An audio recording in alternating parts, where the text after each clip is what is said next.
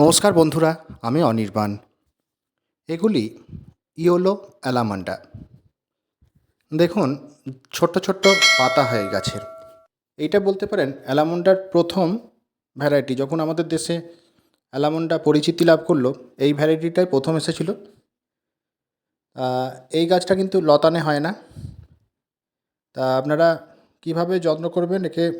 মাসে যে এক মুঠো করে জৈব যে সার, সেই জৈব সার, মিক্সড যে জৈব সার, সেটা আপনারা টবের মাটিতে ব্যবহার করুন। এছাড়া লিকুইড বলতে কি, সবজির খোসা ভিজে জল, সেটা 7 দিন করে তো অবশ্যই দেবেন। কলার খোসা, পেঁয়াজের খোসা, সেটাও অবশ্যই দেবেন তার 3 দিন পর।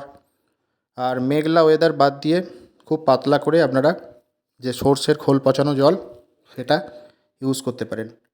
আর ফুল সানলাইটে রাখুন। আর হালকা বৃষ্টির জল পড়লে এদের সমস্যা হয় না।